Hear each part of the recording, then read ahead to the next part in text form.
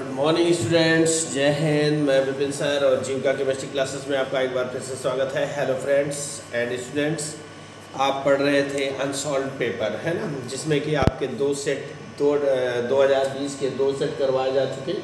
आज set third का number है, तो सेट थर्ड में करवाने जा रहे हैं। आंसर इस प्रकार से, बिना किसी विलंब के शुरू करते हैं। आइए आज की इस वीडियो में पहला क्वेश्चन कह रहा है शुद्ध सिलिकॉन और जर्मेनियम है। पहले का जो है नंबर फर्स्ट का, ठीक है ना, कह रहा है शुद्ध सिलिकॉन और जर्मेनियम है। ये सिलिकॉन और जर्मेनियम जो होते हैं, इसका तीसरा ऑप्शन सही है, अर्धचालक होते हैं।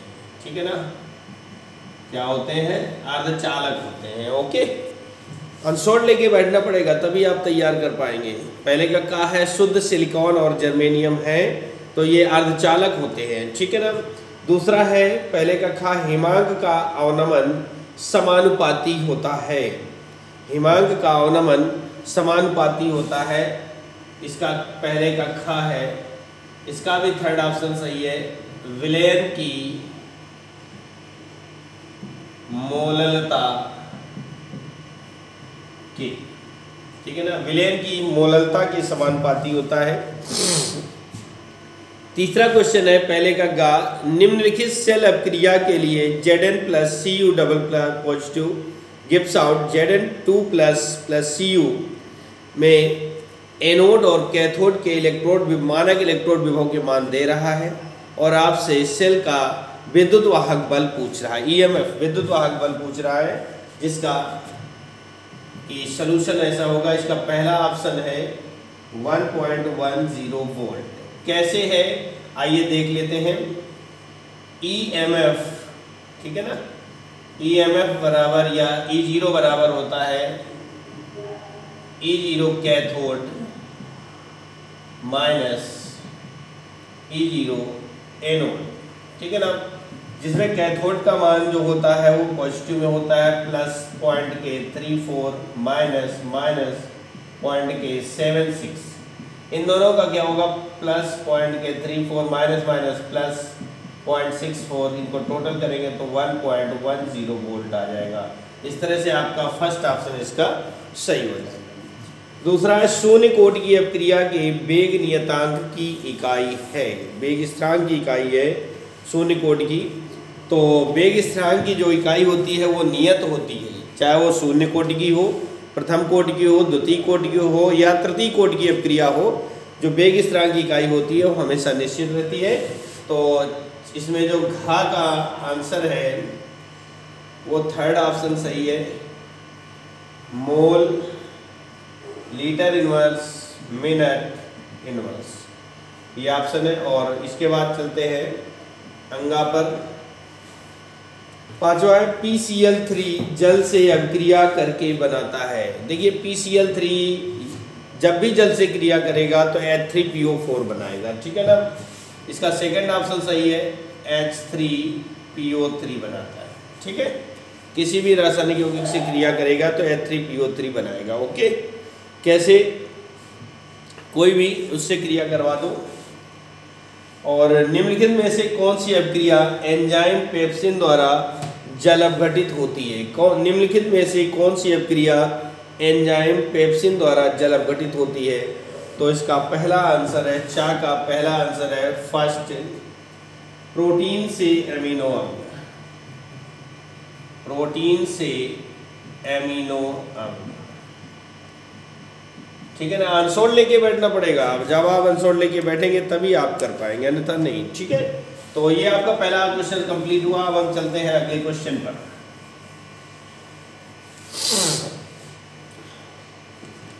क्वेश्चन नंबर 2 का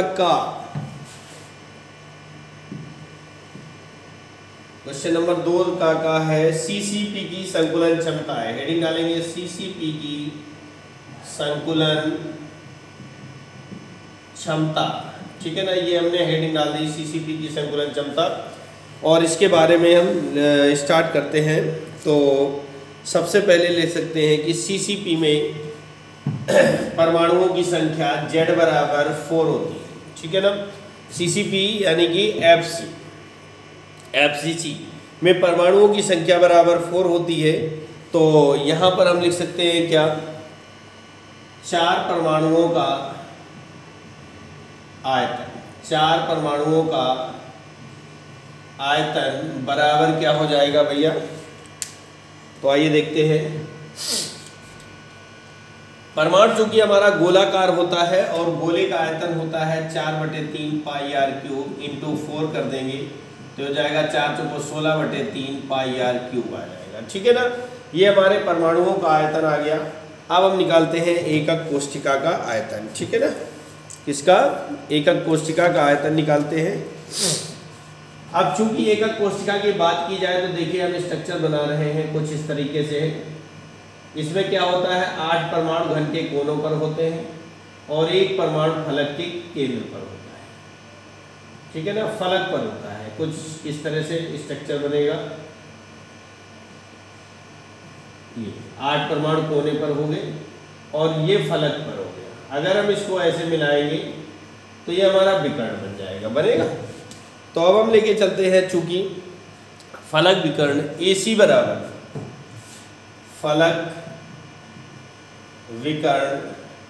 अब हम मान लीजिए इसका मान रख देते हैं तो ये हो गया A B C D। तो AC की बात कर रहा है ना।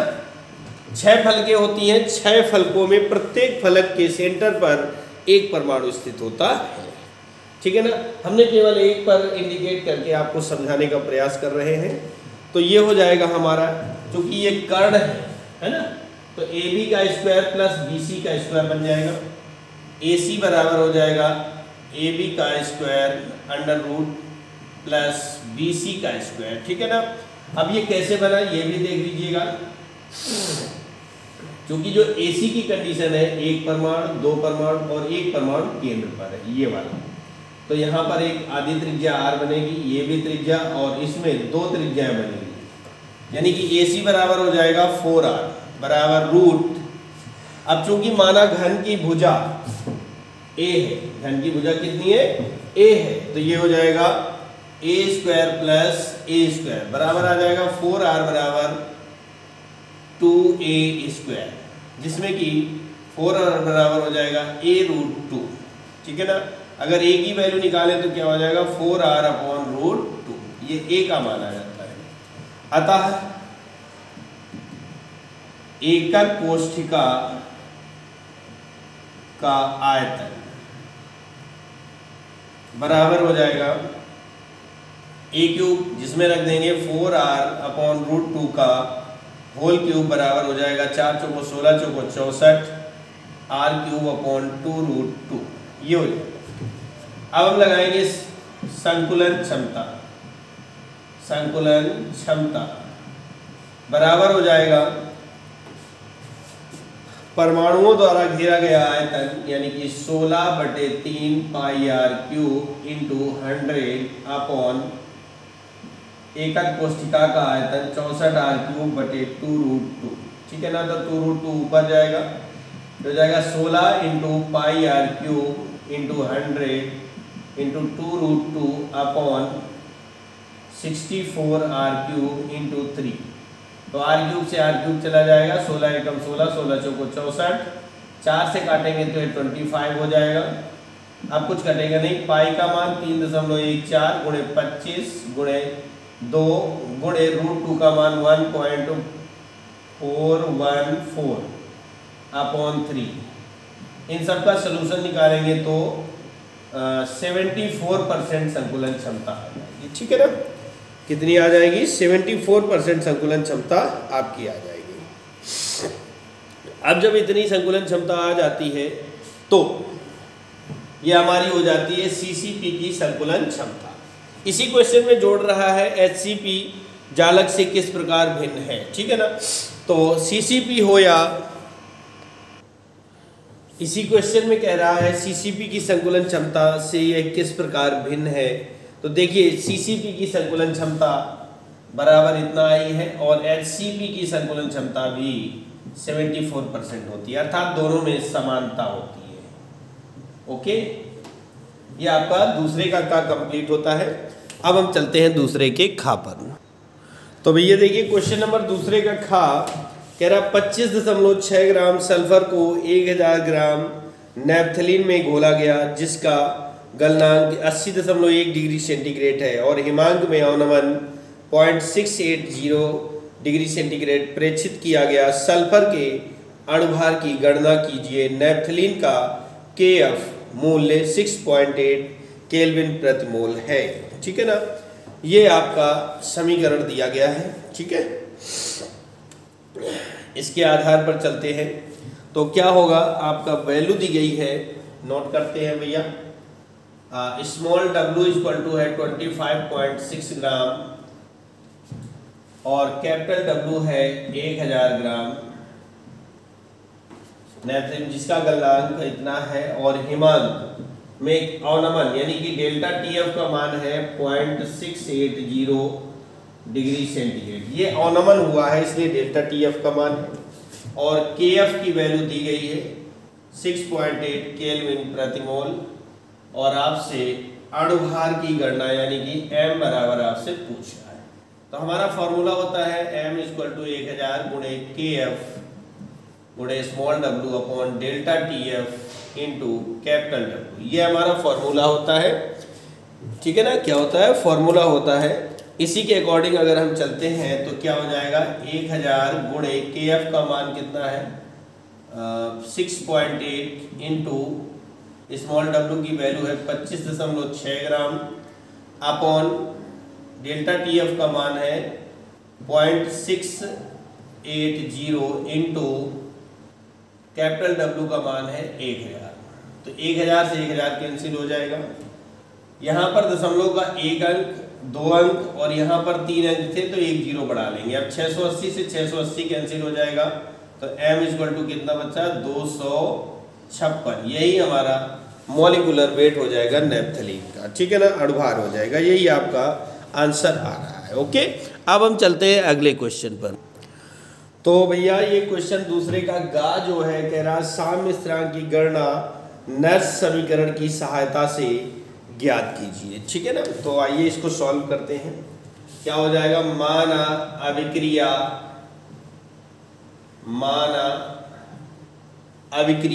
ठीक है ना, क्या दी गई है, मान लेते हैं a की power n plus b arrow mark a plus b की पावर n प्लस, ये कोई अभिक्रिया आपको दी गई है, मान लेते हैं। ठीक है ना, आपको पता है कि साम्य स्थिरांक के बराबर क्या होता है, उत्पाद बटे अभिकारक। क्या होता है, उत्पाद बटे अभिकारक, यानी लिख सकते हैं प्रोडक्ट अपॉन रीजेंट। तो प्रोडक्ट हमारे कौन है, a का सक्रिय द्रव्यमान गुणे b की पावर n प्लस का सक्रिय द्रव्यमान अपॉन, एक मिनट, हाँ ठीक है, अपॉन a की पावर n प्लस, ये हमारे रीजेंट यानी अभिकारक है, इंटू b का सक्रिय द्रव्यमान। ठीक है ना, ये हमारा समीकरण बनता है। नष्ट समीकरण से लेके चलते हैं तो नष्ट समीकरण से क्या होता है, E बराबर E0 है ना, E बराबर E0 minus RT upon NF। देखिए एक समीकरण ये भी होता है, E बराबर E0 plus 2.303 RT upon NF log 10 m की पावर n प्लस ये। ठीक है ना, तो ये मान होता है जब इसका हम मान रख देते हैं। अभी हम इसमें मान लेते हैं log n मान के चलते हैं। ठीक है ना, log n की अगर हम वैल्यू रखेंगे तो ये जो अभी हमने मान लिखा था वो वाला आ जाएगा। अब हम log n यानी कि n मान लो या फिर e मान करके चलते हैं, तो ये हमें रखना होगा a b की power n plus upon a की power n plus upon b। ठीक है ना, ये हमारी वैल्यू हो जाएगी। ओके, अब हम चलते हैं क्या कि इस चीज को समझ गए, यदि साम्य में है, पहले लेते हैं यदि अभिक्रिया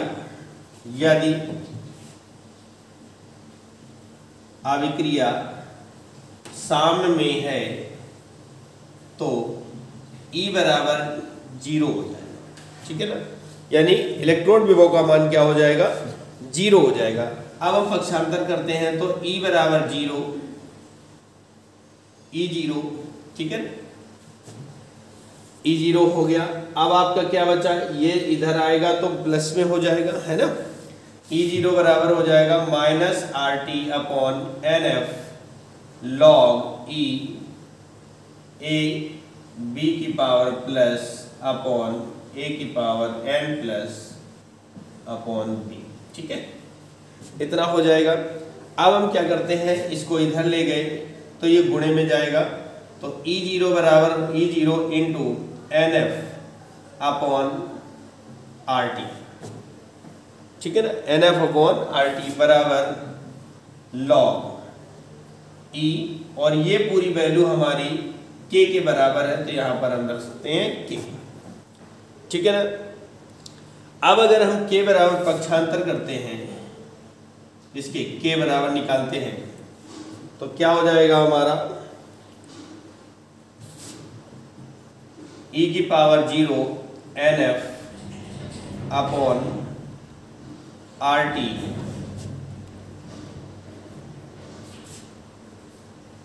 और log E, ये हमारा समीकरण बन जाएगा, ठीक है ना। यही हमारा नर समीकरण की सहायता से साम्य स्थिरांक की गणना का जो है व्यंजक प्राप्त हो जाएगा, ठीक है ना। ये आपका हो गया दूसरे का गा। अब चलते हैं आगे का घा कह रहा है सत्यापन करें कि प्रथम कोड की अपक्रिया को 99.9% अपक्रिया पूर्ण करने में लगा समय अर्ध अपक्रिया को पूर्ण करने में लगा समय का 10 गुना होता है, ठीक है ना। तो यहाँ पर हम नोट करते हैं कुछ वैल्यू दी गई है, a = 100% मानते हैं और x का मान है 99.9%, तो a minus x equal to क्या हो जाएगा, 100 माइनस 99.9% इक्वल टू पॉइंट का 1%, है ना। a माइनस एक्स की वैल्यू कितनी आ जाती है, पॉइंट के 1%। अब इसी के अकॉर्डिंग हम लोग इस प्रॉब्लम को सॉल्व करेंगे। तो प्रथम कोटि का जो समीकरण होता है वो होता है 2.303 upon T log a/a minus x, ठीक है ना, 2.303 upon log a/a minus x. अब हम चूंकि एक फॉर्मूला और होता है, चूंकि k बराबर होता है 0.693 अपॉन टी हाफ, है ना, इसके अकॉर्डिंग रख देते हैं 0.693 upon T half equal to 2.303 upon t, और टी हम कितने पे लगा रहे हैं, 99.9% पे, तो यहाँ रख सकते हैं 99.9%। लॉग ए का मान 100 है ये माना, और a माइनस एक्स की वैल्यू आई है 0.1 हटाएंगे 0 बढ़ा देंगे, तो ये हो जाएगा 0.693 upon T half equal to 2.303 upon t 99.9% log 1000 को हम घात में बदलें तो 10 की पावर 3 हो जाएगा, ठीक है ना। 1000 को अगर घात में बदलेंगे पावर में तो ये हो जाएगा 0.693 upon T half equal to 2.303 upon t 99.9%, ये हो जाएगा इंटू 3 लॉग 10, तो 0.693 upon T half equal to 2.303 upon t 99.9% into 3 into log 10 का मान 1 होता है, लॉग 10 की वैल्यू 1 होती है, ठीक है ना, तो रख दिया हमने log 10 की वैल्यू 1। अब इसको पक्षांतर करते हैं तो t 99.9% upon T half equal to हो जाएगा 2.303 अपॉन इंटू 3 अपॉन पॉइंट के 693, दशमलव से दशमलव हटाएंगे हट जाएगा। अब थोड़ा सा इधर लगा देते हैं t 99.9% upon T half equal to 2.303 का मल्टीप्लाई अगर हम करेंगे तो 3 से कट भी जाएगा 231, ठीक है ना, तो 2303 upon 231 t 99.9% upon T half equal to आ जाएगा 9.9 जो कि 10 के समथिंग होगा। तो 99.9% equal to 10 into t half. ये हमें प्रूव करना था कि अर्ध आयु का 10 गुना होता है। तो ये 10 आया समझ में। इस तरह से आपका दूसरे का घ कंप्लीट होता है। देखिए क्या कह रहा है क्वेश्चन नंबर 3 का कह रहा क्या होता है जब केवल रासायनिक समीकरण दीजिए, ठीक है ना, जिसमें आपका पहला है क्लोरीन आयोडीन को जल की उपस्थिति में ऑक्सीकृत करती है। Sorry I2 plus 5Cl2 plus 6H2O aroma, iodine chlorine और जल, ठीक है ना। इसको सॉल्व करें, आयोडिक अम्ल बनता है यानी कि 2HiO3 प्लस आपका 10HCl बाहर हो जाएगा, आयोडिक अम्ल बनता है, आयोडिक अम्ल, ठीक है ना। ये होती है पहली अभिक्रिया। दूसरा इसी में कह रहा है कि क्लोरीन ठंडे एवं तन सोडियम हाइड्रोक्साइड से क्रिया करता है। तो दूसरी अभिक्रिया में Cl2 प्लस 2NaOH एरोमार्क बनेगा NaCl plus NaOCl plus H2O, sodium chloride and then sodium hypochloride, ठीक है ना। तो ये आपका आंसर हो जाएगा। ओके, तीसरे का खा, इसको देख लीजिएगा। क्वेश्चन नंबर 3 का खा है 0.1 मोल पर लीटर KCl विलयन से भरे हुए एक चालकता सेल का प्रतिरोध 100 ओम है। यदि उसी सेल का प्रतिरोध 0.02 मोल पर लीटर सेकेंड हो तो KCl विलयन भरने पर 520 ओम हो। तो 0.02 मोल पर लीटर इनवर्स KCl विलयन की चालकता एवं मोलर चालकता परिकलित कीजिए। 0.1 मोल पर लीटर KCl विलयन की चालकता 1.2 Ns/m है, ठीक है ना। तो आइए कोई बात नहीं, जैसा है आपका आंसर सॉल्यूशन आपको दिया जाएगा। तो हम लगाते हैं, पहले यहाँ से शुरू करते हैं। 0.1 मोल लीटर इनवर्स KCl विलयन के लिए, KCl विलयन के लिए, ठीक है ना। अगर हम ऐसा चलते हैं तो क्या हो जाएगा कि K का मान दिया गया है 1.29 S/m, ठीक। और इसी समय प्रतिरोध जो है R बराबर 100 ओम है दिया गया है। तो अगर हम K बराबर निकालते हैं तो 1/R इंटू एक्स, ठीक है ना, 1/R इंटू एक्स। तो x बराबर क्या हो जाएगा KR, ठीक है ना, बराबर K का मान कितना है 1.29 इंटू 100 इक्वल टू 129, ठीक है ना। कितना आ गया 129 मोल इनवर्स, ये आपका x का मान आ जाता है। अब हम चालू करते हैं, C बराबर 0.02 मोलर विलयन के लिए, मोलर विलयन के लिए जब इसके लिए हम सॉल्व करते हैं तो क्या होगा कि K बराबर वही रखना है आपका, K equal to 1/R into x, ठीक है।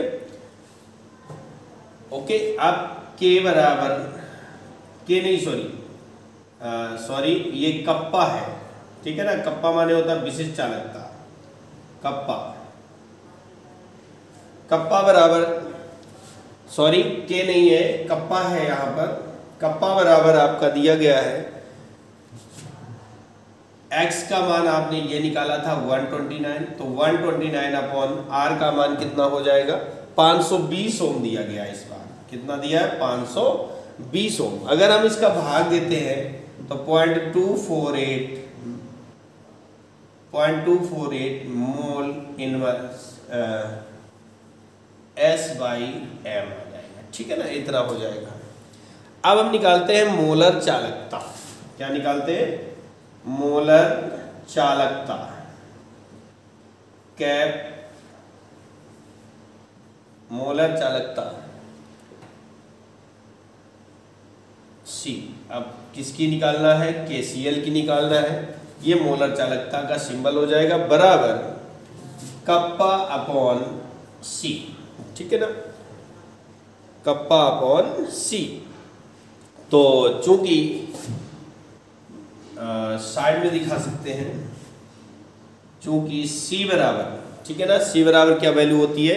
0.02 मोल जो आपका पहले से दिया गया है, ये रहा 0.02 मोल अपॉन ये कितने में है, यानी सांद्रता कितने में है? 1 लीटर में है। कितने में है?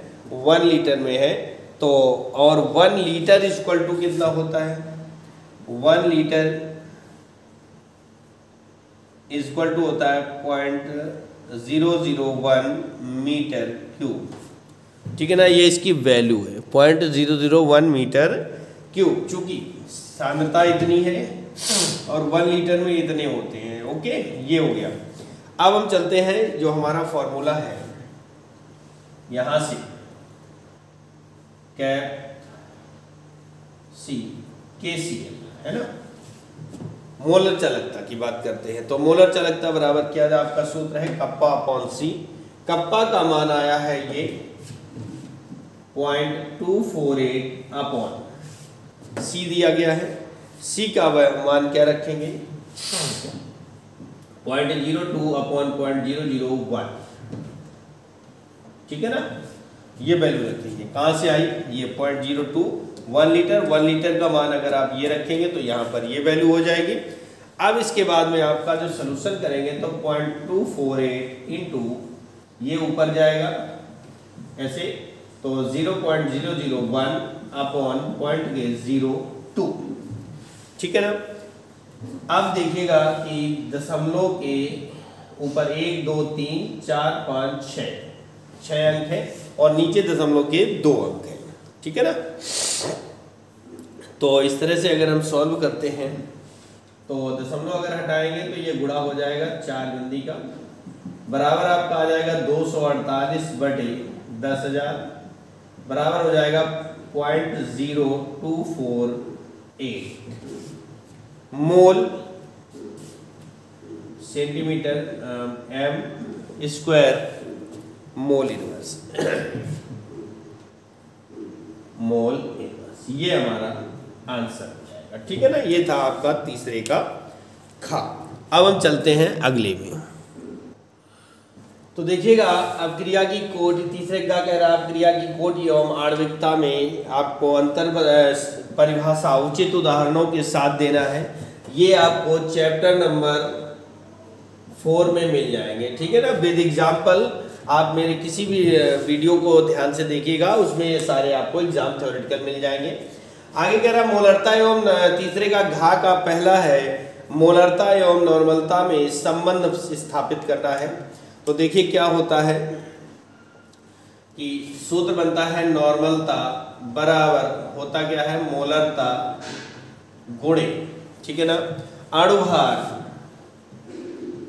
अणुभार बटे तुल्यांकी भार। ठीक है ना। तो अगर हम इसको इधर पक्षांतर करें तो गुणे में हो जाएगा। तो फॉर्मूला नॉर्मलता को कैपिटल N से लिखेंगे, तुल्यांकी भार को कैपिटल E से लिखेंगे, मोलरता capital M into small m। ये हमारा मोलरता एवं नॉर्मलता में संबंध होता है। ठीक है ना। इसी का दूसरा पार्ट कह रहा है कि मोललता सेकंड पार्ट है मोललता एवं मोल अंश में संबंध पूछ रहा है। मोललता एवं मोल अंश में संबंध पूछ रहा है, जिसे कुछ इस तरीके से सॉल्व करना है। ये हमारी हेडिंग हो जाती है। क्या सॉल्व करेंगे कि माना किसी जलीय विलयन की मोललता स्मॉल m, ठीक है ना, तथा विलेय के मोल अंश तथा विलेय के मोल अंश x। मोल अंश से मतलब होता है मोल प्रभाज। ठीक है, है तो मोललता है तो मोललता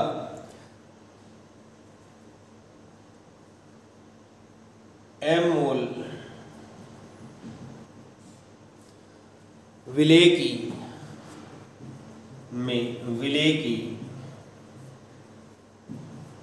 1000 ग्राम, ये हम मानकर चलते हैं, ठीक है ना। विलेय की कितनी मात्रा मान ली, 1000 ग्राम विलायक में उपस्थित 1000 ग्राम विलायक में उपस्थित दर्शाती है। यानी मोललता की बात की जाए तो कितने में, 1000 ग्राम में, क्योंकि डेफिनेशन क्या होती है, किसी विलायक के 1 किलोग्राम में घुले विलेय के मोलों की संख्या उसकी मोललता कहलाती है ना। उस अकॉर्डिंग चलेंगे। तो अब हम चलते हैं विलेय का मोल अंश, यानी मोल प्रभाज कह सकते हैं, x से प्रेजेंट करते हैं, बराबर हो जाएगा क्या, मोललता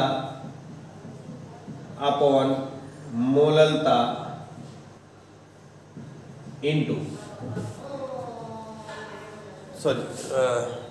प्लस, इंटू नहीं प्लस आएगा, 1000 बटे जल का अणुभार कितना होता है, 18, विलायक के रूप में जल लेते हैं, 18 हो जाएगा। तो ये हमारा फॉर्मूला बनता है m अपॉन m प्लस 1000 बटे 18, ठीक है ना। तो अगर हम इसको सॉल्व करें तो x इक्वल टू आ जाएगा m upon m plus 55.56 m, ये आपका आंसर हो जाएगा, ठीक है ना। ये दोनों में रिलेशन संबंध हो जाएगा। अब हम चलते हैं चौथे के क्वेश्चन नंबर 4 का कह रहा है, निम्नलिखित 2 आयनों के इलेक्ट्रॉनिक विन्यास लिखिए। Cr3+ और Ce4+ का विन्यास हमें लिखना है, सीरियम और क्रोमियम। तो पहली कंडीशन x नंबर पर जो दिया गया है वो Cr3+ दिया गया है। अब क्रोमियम का +3 का मतलब क्या होता है कि उसने 3 इलेक्ट्रॉनों का दान कर दिया है। तो क्रोमियम का परमाणु क्रमांक 24 होता है, इसमें से 3 घटा देंगे, 21 का इलेक्ट्रॉनिक विन्यास होगा। 1s2 2s2 2p6 3s2 और 3p6 4s2 3d4, ये हमारा एक नॉर्मल क्रोमियम का इलेक्ट्रॉनिक विन्यास होता है। लेकिन ये डी ब्लॉक का आयन है। कौन से ब्लॉक का है, डी ब्लॉक का आयन है। डी ब्लॉक के आयन में पहले इलेक्ट्रॉन हमारे 4s से दान किए जाएंगे, तो 4s 0 हो गया, ठीक है ना।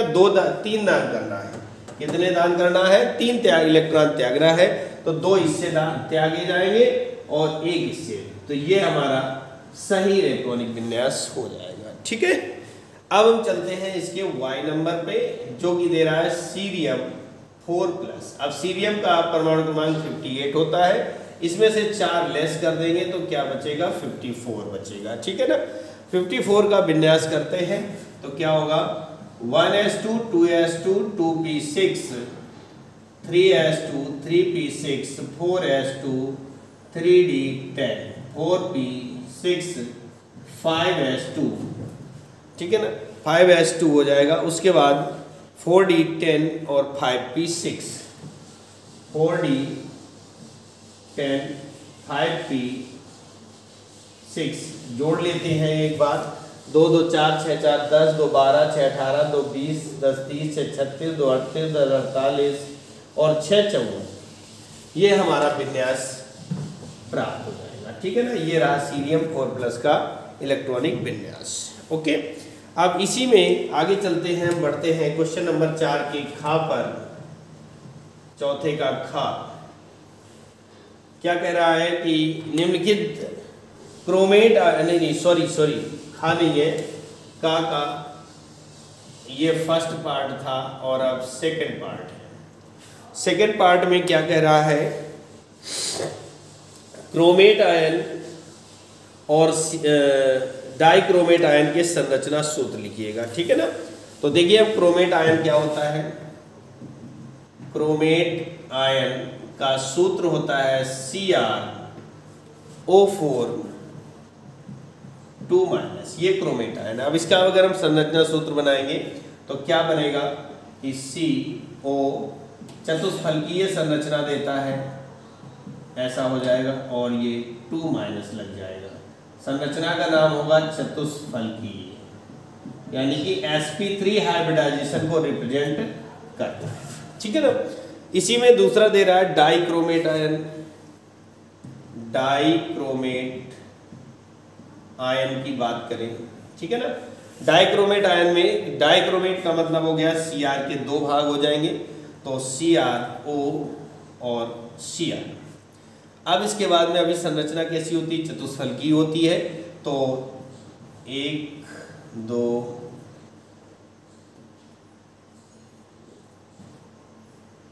ठीक है ना। अब देखें तो सूत्र क्या बनता है, Cr2O7, ठीक है ना। Cr2O7 ऊपर 2-, तो इसके लिए ब्रैकेट लगाएंगे और यहां पर लिख देंगे 2-। ये हमारा हो जाएगा क्वेश्चन, ठीक है ना। अब आगे चलते हैं, तो आइए आगे देखते हैं क्वेश्चन नंबर 4 का खा। 4 की खा में 3 पार्ट किए गए हैं, फर्स्ट, सेकंड एंड थर्ड, जो कि हमारे आउट ऑफ सिलेबस हो गए हैं, यानी इनको कोरोना काल के में जो 30% कम किया गया उससे हटा दिया गया है। चौथे का गा है, वो भी आपका आउट ऑफ सिलेबस है। और चौथे की घा में कह रहा है हीलियम, नियॉन और आर्गन की उपयोगिता लिखिए। हीलियम, नियॉन और आर्गन की उपयोगिता लिखिए। तो ये सारी उपयोगिताएं जो हैं, हीलियम, नियॉन, आर्गन की जो उपयोगिताएं हैं, ये आपको चैप्टर नंबर 7 के पी ब्लॉक एलिमेंट्स का पार्ट डी देखेंगे। वहाँ पर इन 3 गैसों के अतिरिक्त 6 जितनी भी अक्रिय गैसें होती हैं, उन सब के आंसर हमारे वीडियोस में पड़े हुए हैं, ठीक है ना। तो आप वहाँ पर देख सकते हैं बड़ी आसानी से। अब हम चलेंगे क्वेश्चन नंबर 5 के का पर, ठीक है ना। 5 के का में क्या कह रहा है कि निम्नलिखित उपसर्ग संयोजन यौगिकों के IUPAC नाम लिखने हैं, ठीक है ना। तो इसमें पहला X का X दिया गया है, ठीक है ना। और का में भी फर्स्ट पार्ट है X, का में भी फर्स्ट पार्ट X का नाम सूत्र है K3Cr C2O4 का होल थ्राइस, ठीक है ना। इसका IUPAC नाम पूछ रहा है, तो अगर हम इसका IUPAC नाम लिखते हैं तो क्या बनेगा, पोटेशियम, क्या हो जाएगा, पोटेशियम ट्राईऑक्जेलेटो, पोटेशियम ट्राईऑक्जेलेटो क्रोमेट थर्ड,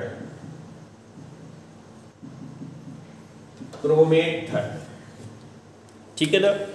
इसके अलावा क्या है, दूसरा जो Y नंबर पर है, X के बाद Y, यानी ये X ये Y, इसका जो दूसरा पार्ट है वो दिया गया है CONH3 का होल 5 CO3 Cl, ठीक है ना। ये हमें दिया गया है। तो इसका अब चूंकि इसमें 2 लिगेंड है ना, तो अगर हम इसका IUPAC नाम बनाएंगे तो क्या हो जाएगा, IUPAC name equal to ligand IP हमारा ऋणात्मक है तो इसका नाम बाद में लिखेंगे, तो यहां से हो जाएगा पेंटाएमीन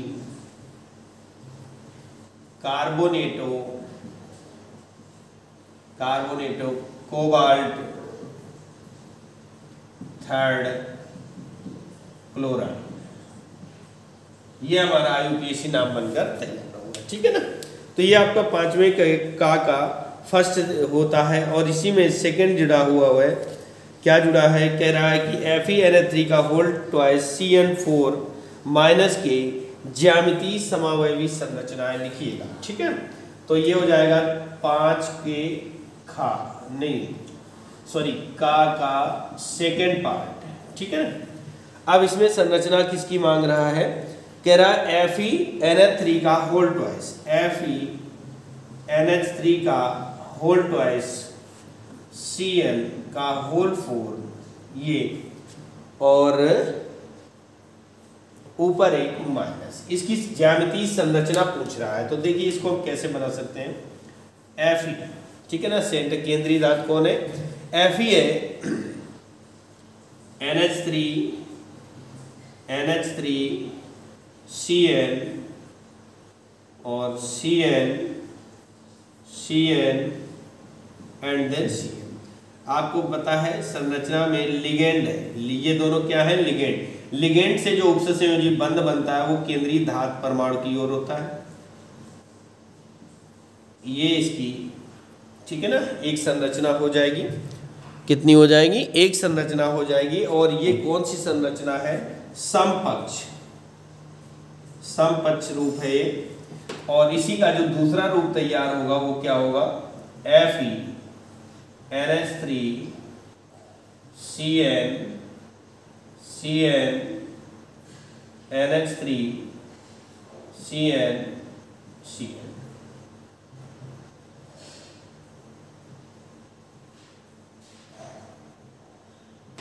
ये जटिल, ठीक है, ऊपर माइनस माइनस, ये विपक्ष, ठीक है ना। ये ज्यामितीय समावयवी दो तैयार हो जाएंगे, समपक्ष और विपक्ष, ठीक है ना। इस तरह से आपका क्वेश्चन नंबर 5 का कंप्लीट होता है।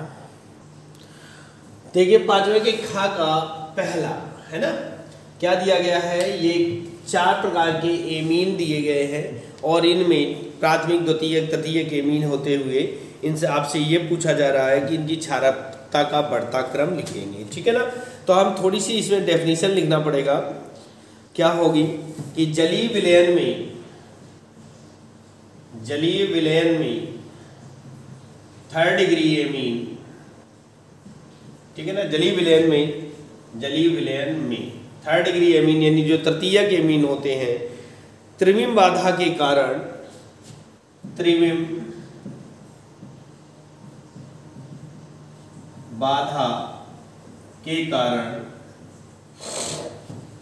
कम प्रोटानीकृत होते हैं,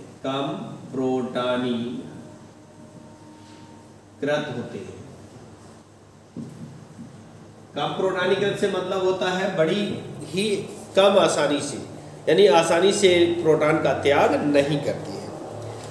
तथा आयन का विलायकन भी कम होता है, तथा आयन का विलायकन मतलब होता है घुलने की क्षमता, विलायकन भी कम होता है, मतलब घुलने की क्षमता कम होती है, ठीक है ना। इस कारण इसका स्थायित्व भी कम होता है, इस कारण इसका स्थायित्व भी कम होता है।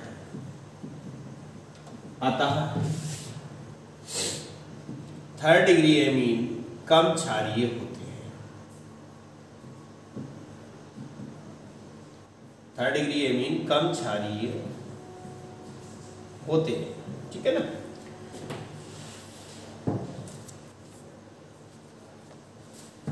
अतः अब जो हमारा क्वेश्चन दिया गया है, इस आंसर के कारण के आधार पर का जो क्रम होगा वो क्या होगा, क्षारकता का बढ़ता क्रम लिखना है, ठीक है ना, क्षारकता का बढ़ता क्रम लिखना है। तो इसमें जो NH3 है वो सबसे कम क्षारी, तो उसके आधार पर तृतीयक एमीन हो जाएगा CH3 का होल थ्राइस N हो जाएगा। उसके बाद में आएगा CH3NH2 आएगा, और उसके बाद में आपका आ जाएगा CH3 का होल ट्वाइस NH, ये सर्वाधिक क्षारीय है, ठीक है ना। ये पहला था। अब इसमें 5वें के खा का आपसे सेकंड पार्ट पूछ रहा है। क्या है सेकंड पार्ट, कह रहा है 5वें के खा का सेकंड कह रहा है डाईएजोनियम लवण से क्लोरोबेंजीन तथा क्लोरोबेंजीन से एनिलीन किस प्रकार प्राप्त करोगे, केवल रासायनिक समीकरण दीजिए, ठीक है ना। तो आइए देखते हैं। पहला हमारा है डाईएजोनियम लवण, यानी कि N2+Cl-, ये हमारा डाईएजोनियम लवण हो गया। इसकी क्रिया HCl और CuCl के साथ कराते हैं सेंड मायर अपक्रिया का ये एक एग्जाम्पल है। तो क्लोरोबेंजीन हमें बड़ी आसानी से Cl प्लस N2, ठीक है ना, और प्लस HCl, ये हमें क्लोरोबेंजीन मिल जाता है। क्या मिला? क्लोरोबेंजीन मिल जाता है। तत्पश्चात अब इसी की उसने कहा है क्लोरोबेंजीन से एनिलीन भी प्राप्त करना है, ठीक है ना। तो क्लोरोबेंजीन से एनिलीन करने के लिए क्या करेंगे, ये हमारी रिएक्शन होगी क्लोरोबेंजीन, ठीक है, प्लस इसकी अपक्रिया हम अमोनिया और फेहलिंग विलयन के साथ कराते हैं Cu2, ठीक है ना, Cu2। तो टेम्परेचर 473 केल्विन और वायुमंडलीय दाब है 60 ATM, एटमॉस्फेयर। इतने टेम्परेचर पर अगर हम अपक्रिया करवाते हैं तो हमें एनिलीन प्राप्त हो जाता है। क्या प्राप्त होगा? एनिलीन, यानी कि यहाँ पर NH2 जुड़ जाएगा प्लस Cu2 Cl2 और प्लस H2, ठीक है ना, ये बन जाएगा हमारा, बैलेंस हो जाएगा, ठीक है ना। अब ये आपका पांचवें का खा हो गया, ये आपका हो जाता है। अब हम चलते हैं अगले क्वेश्चन पर। तो देखिए अगला क्वेश्चन हमारा है पांचवें का गा का पहला। इसमें कह रहा है पांचवें गा में निम्नलिखित पर संक्षिप्त टिप्पणी लिखिए। विद्युत कण संचलन, टिंडल प्रभाव, अपोहन, ब्राउनी गति, ये सब आपको चैप्टर नंबर 5 के पृष्ठ रसायन यानी, और टॉपिक कौन सा होगा? कोलाइडी अवस्था में, ठीक है ना, कोलाइडी अवस्था में ये सब सारे टॉपिक आपको मिल जाएंगे।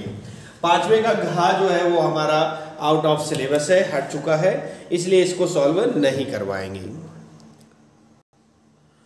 तो आइए छठवें के का, हाँ 6 नंबर का फर्स्ट कह रहा है निम्नलिखित यौगिकों से फिनॉल कैसे प्राप्त करोगे? निम्नलिखित यौगिकों से फिनॉल कैसे प्राप्त करोगे, ठीक है ना।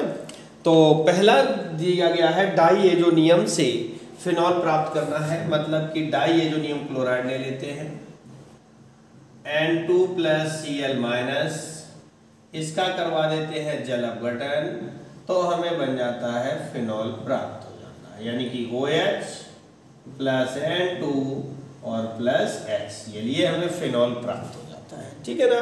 पहली विधि कंप्लीट होती है। दूसरा कह रहा है कि सल्फोनिक अम्ल से, ठीक है ना, किससे? सल्फोनिक अम्ल से।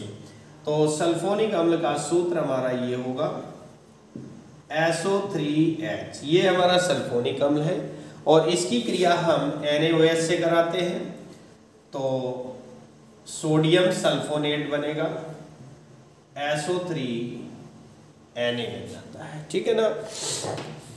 पुनः इसको NaOH से क्रिया कराएंगे और टेम्परेचर अब हम ले लेते हैं 350 डिग्री। अगर याद रहे तो ठीक है, वरना यहाँ पर गर्म लिख देंगे।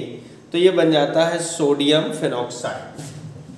क्या बनता है? सोडियम फिनॉक्साइड बनता है, यानी कि ONA बनता है, ठीक है ना, सोडियम फिनॉक्साइड बनता है, जिसका जल अपघटन करवाने पर यानी हाइड्रोलिसिस करवाने पर H3O पॉजिटिव से, तो ये बन जाता है क्या? फिनॉल प्राप्त हो जाता है, ठीक है ना, OH फिनॉल हमें प्राप्त हो जाता है। तीसरी विधि है, सी नंबर में कह रहा है क्यूमीन से फिनॉल प्राप्त करना है। तो पहले हम क्यूमीन का सूत्र देख लेते हैं। क्या होता है क्यूमीन? CH, ठीक है ना, सिंगल बॉन्ड CH3 और सिंगल बॉन्ड CH3, ये हमारा क्यूमीन है। क्या है? क्यूमीन। इसका करवाते हैं ऑक्सीडेशन, यानी कि O2 के साथ ऑक्सीकरण करवाते हैं, तो क्या प्राप्त होगा? योगात्मक यौगिक प्राप्त हो जाता है CH, बल्कि सॉरी CH3 और COOH, ये बनेगा, जो कि माध्यमिक यौगिक होगा, ठीक है ना। क्या होगा? माध्यमिक यौगिक होगा। और इसके बाद इसका अपघटन होगा तो ये हमारा बन जाएगा phenol, OH plus CS3 COCS3 यानी कि एसीटोन अलग हो जाएगा, ये हमारा फिनॉल बन जाता है। ठीक है ना। इस तरह से छठवें के का फर्स्ट पार्ट पूरा हो जाता है और दूसरे पार्ट में चलते हैं। खा के दूसरे पार्ट में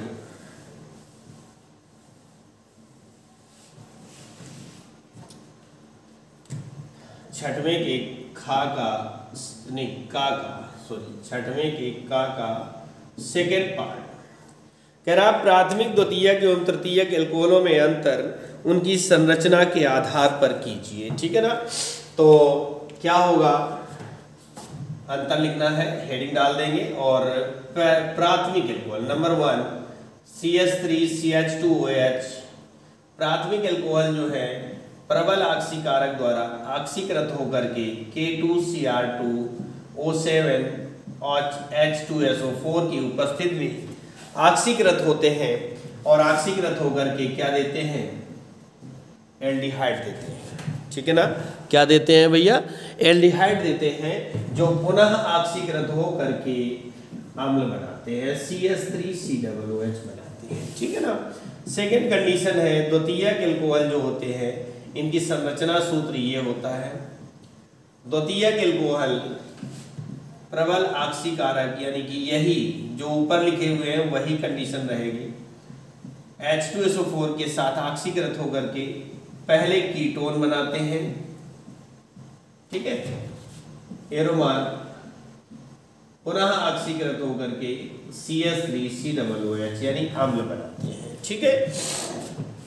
तीसरी कंडीशन है थर्ड के लिए, तृतीयक एल्कोहल जो होते हैं वो हमारे नॉर्मल टेम्परेचर पर, तृतीयक एल्कोहल सामान्य ताप पर अभिक्रिया नहीं करते या आक्सीकृत नहीं होते हैं। ठीक है ना।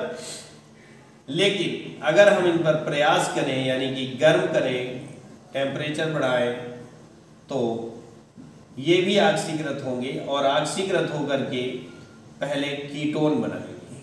ठीक है ना, जो पुनः आक्सीकृत होकर के अम्ल बनाते हैं। तो ये था प्राथमिक, द्वितीयक व तृतीयक एल्कोहलों में अंतर। ठीक है ना। इसकी जो डिटेल है यानी विस्तार से लैंग्वेज वगैरह वो आपको चैप्टर नंबर 11 की शुरुआत में मिल जाएगी, शुरुआत में मिलेगी। ठीक है ना, पूरा मिल जाएगा, यही विधि लिखी हुई है, दोबारा से हम आपको यहाँ पर हमने करवा दिया। तो इस तरह छठवें का जो है हमारा वो कंप्लीट हो जाता है। छठवें के का अथवा IUPAC नहीं, 5 कार्बनिक यौगिक दिए गए हैं जिनके IUPAC नाम पूछ रहा है। तो ये देखिए संरचना सूत्र दिया गया था, हम गिनती करते हैं क्रियात्मक समूह को कम से कम नंबर दिए जाएं। तो 1 2 3 4 5 आप देख रहे हैं कि 2 नंबर पे CH3 2 बार है और 4 नंबर पे CH3 है, तो ये हो जाएगा 2 2 4 ट्राईमेथिल। ठीक है ना। पेंट 5 कार्बन है, सिंगल बॉन्ड का N और OH का ऑल, पेंटेनॉल 3 क्योंकि 3 नंबर पर OH जुड़ा हुआ है। ठीक है ना। दूसरे पे आते हैं तो ये बन जाएगा 1 नंबर और 4 नंबर पर CH3 जुड़ा हुआ है, तो ठीक है ना, सॉरी यहाँ पर हो जाएगा 1,4 डाईमेथिल फिनॉल, 1,4 डाईमेथिल फिनॉल हो जाएगा। ठीक है ना, ये बन जाएगा।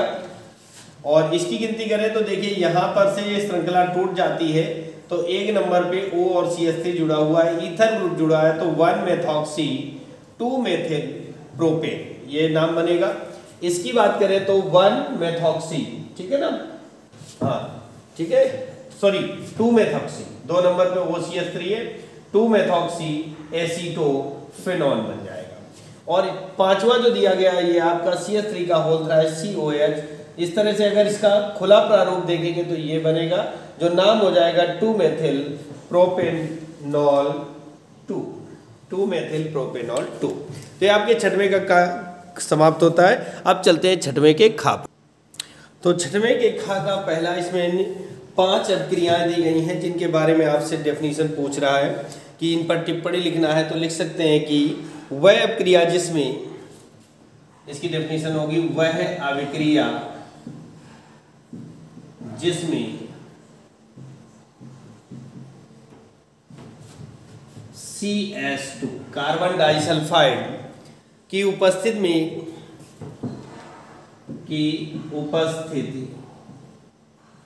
में chromyl chloride CrO2 Cl2 chromyl chloride द्वारा टॉलुइन के ऑक्सीकरण से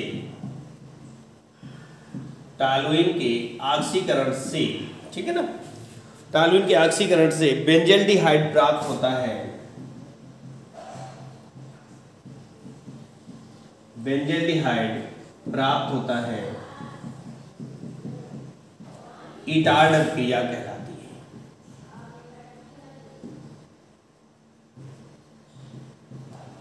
इटार्ड क्रिया कहलाती है, ठीक है ना। ये हमारी डेफिनेशन हो जाती है। अब हम इसका एग्जाम्पल देते हैं कि टॉलुइन CH3 हो जाएगा, ठीक है ना। CH2 की उपस्थिति में CrO2 Cl2 क्रोमिल क्लोराइड से ऑक्सीकरण करवाएंगे तो बन जाएगा CHO प्लस H2O, बेंजल्डिहाइड प्राप्त हो जाता है, ठीक है ना। अब हम दूसरी चलते हैं। तो देखिए दूसरी अपक्रिया है रोजेनमुंड अपक्रिया। इसमें कह रहा है वह अपक्रिया जिसमें एसिड क्लोराइड का PDBaSO4 के साथ अपचयन जाइलिन की उपस्थिति में कराते हैं। PDBaSO4 के साथ अपचयन जाइलिन की उपस्थिति में कराते हैं तो एल्डिहाइड प्राप्त होता है, रोजेनमुंड अपक्रिया कहलाती है। एग्जाम्पल देख लीजिएगा। एसिड क्लोराइड में मान लीजिए हमने ले लिया CH3COCl, ठीक है ना, प्लस अपचयन हमेशा किससे होता है? हाइड्रोजन से होता है। यहाँ पर कैटालिस्ट में कौन है? PDBaSO4 और जाइलिन।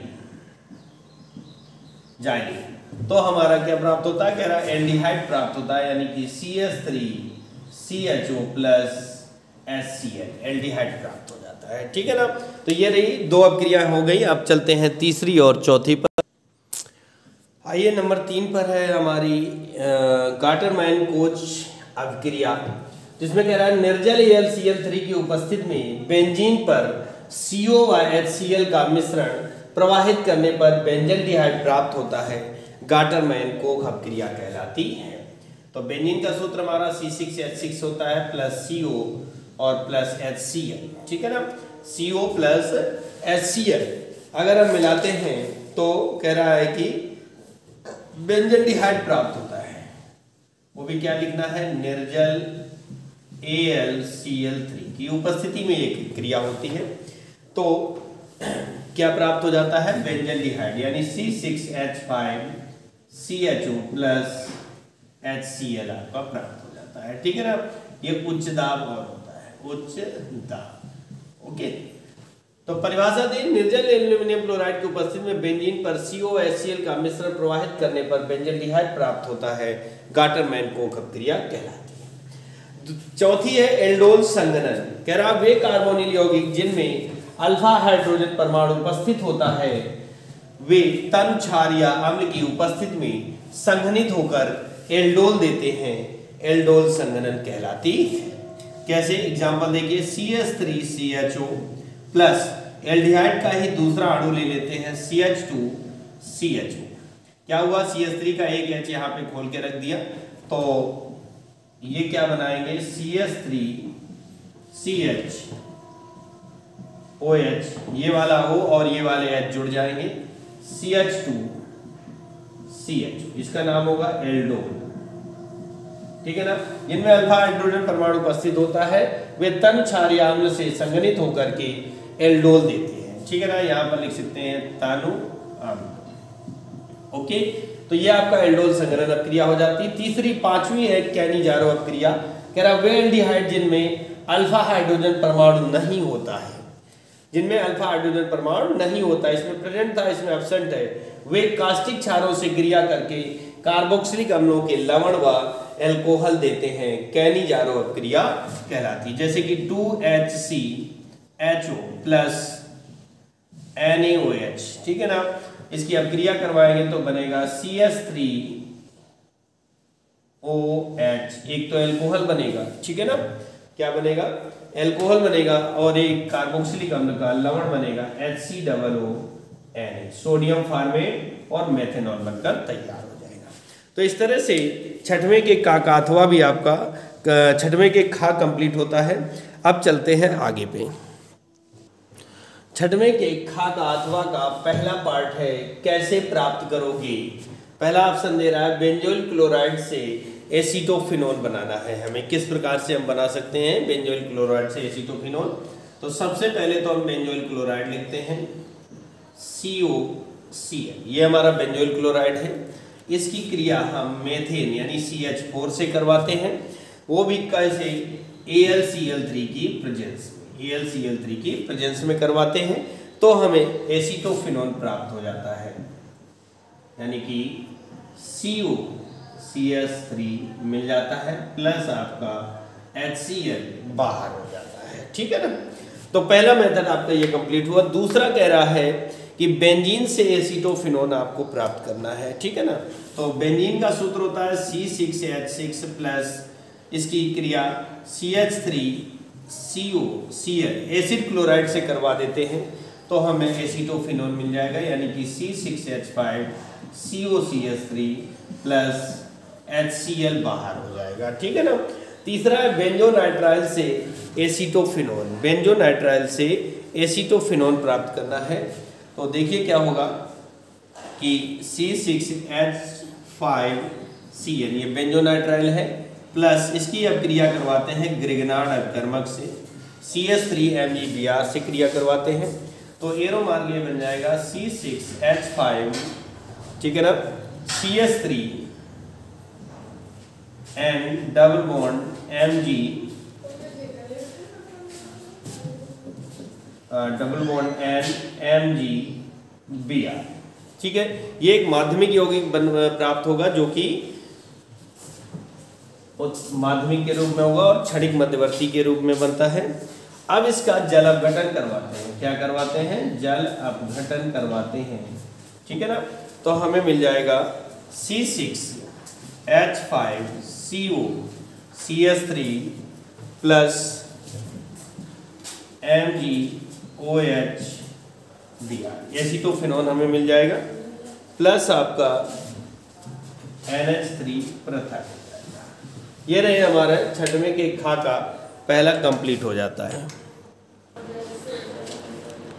देखिए आगे आपका दिया हुआ है छठवें के खा का अथवा एल्डिहाइड व कीटोन में अंतर लिखना है, फेलिंग विलयन और शिव अभिकर्मक के साथ अंतर पूछ रहा है। तो देखिए अगर हम फेलिंग विलयन के साथ किसी भी एल्डिहाइड को गर्म करते हैं तो Cu2O का लाल अवक्षेप प्राप्त होता है, जबकि कीटोन जो होते हैं वो फेलिंग विलयन के साथ कोई क्रिया नहीं करते हैं। इसी तरह नंबर 2 शिव अपकर्मक के साथ अगर हम गर्म करते हैं किसी एल्डिहाइड को तो गुलाबी रंग आता है और कीटोन नो रिएक्शन, मतलब कोई अभिक्रिया नहीं देते हैं, ठीक है ना।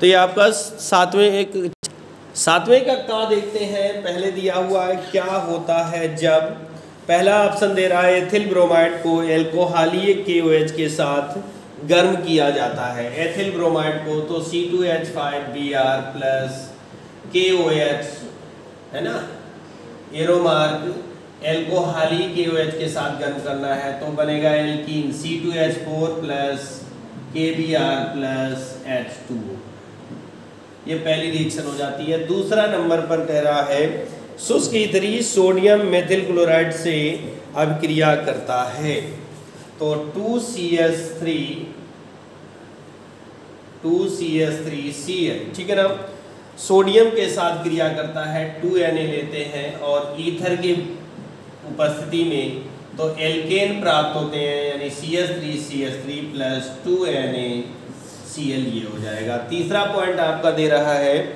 कह रहा है कॉपर सल्फेट विलयन में फास्फीन गैस प्रोवाइड करते हैं। वैसे ये टॉपिक आपका हट चुका है तो लेकिन देख लीजिएगा 3CuSO4 प्लस 2PH3 फास्फीन देते हैं तो ये बन जाता है Cu3P2, ठीक है ना, प्लस 3H2SO4। Plus 3H2SO4। चौथा ऑप्शन आपका दिया गया है कि सफ़ेद फास्फोरस को सांद्र सोडियम हाइड्रोक्साइड विलेन के साथ गर्म किया जाता है तो फास्फीन बनती है भैया।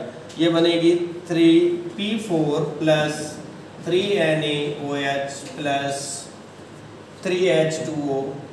एरो मार्क आपका बन जाता है NaH2PO2 NaH2PO2 plus PH3 phosphine बनकर तैयार हो जाती है। ठीक है ना, ये हमारा आंसर हो जाएगा। अब आपका पांचवा है, वैसे ये सिलेबस से आउट ऑफ सिलेबस है, ये ठीक है। नंबर 4 आपका कंप्लीट हुआ है। तीसरा और चौथा आपका आउट ऑफ सिलेबस है। नंबर 5 है सांद्र सल्फ्यूरिक अम्ल के साथ तांबे को गर्म किया जाता है तो Cu प्लस 2H2SO4। ठीक है ना, गर्म करते हैं तो क्या बनता है, CuSO4 बन जाएगा, CuSO4 plus SO2 plus 2H2, ये बनकर तैयार हो जाता है। ठीक है ना, इस तरह से सातवें का आपका कंप्लीट हो जाता है। देखिए सातवें के का अथवा, ठीक है ना, सातवें के का अथवा में पहला दे रहा है निम्नलिखित पर टिप्पणी लिखना है आपको। बोर्ड अपक्रिया, बोर्ड फिटिंग अपक्रिया, ये आपको चैप्टर नंबर 10 में मिल जाएंगे। वीडियो में भी, यूट्यूब पर भी मिल जाएगा और आपके बुक्स में भी मिल जाएगा, नोट्स में भी मिल जाएगा। तीसरा कह रहा पी ब्लॉक के तत्वों का सामान्य इलेक्ट्रॉनिक विन्यास, ये होता है NH2NP1 से 6 होता है, इतना सा लिखना है। नंबर 4 है फास्फीन के उपयोग आपको चैप्टर नंबर 7 के पी ब्लॉक एलिमेंट्स में पार्ट ए पर मिलेंगे, लेकिन वैसे आपका ये आउट ऑफ सिलेबस हो चुका है, फास्फीन को हटाया जा चुका है। नंबर 5 है अंतर हैलोजन यौगिक, ये chapter number 7 P block elements के पार्ट सी में मिलेंगे। ठीक है ना, अब हम चलते हैं सातवें के खा पर।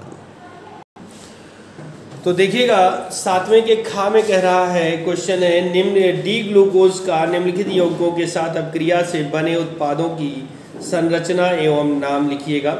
तो पहले हमारा CHO की क्रिया हम करवाना है, हमें हाइड्रोक्सिल एमीन से करवानी है। तो इसका सूत्र होता है NH2OH। इसको हम उल्टा लिख देते हैं H2NOH। उल्टा लिखने से मतलब ये है कि हमारा जो H2O है वो निकल जाएगा और ये बन जाएगा CH double bond NOH, CHOH का होल 4 CH2OH, इसका नाम हो जाएगा प्लस आपका H2O होगा। इसका नाम है ग्लूकोज ऑक्सीन, क्योंकि उसमें नाम और सूत्र दोनों पूछ रहा है। दूसरे नंबर पर हमें क्रिया करवानी है हाइड्रो आयोडिक अम्ल से, ये होती है फास्फोरस प्लस HI की उपस्थिति में अब क्रिया करवाते हैं, अब वो भी 100 डिग्री सेंटीग्रेड पर होती है। तो ये क्या प्राप्त हो जाता है, CH3 CHI CH2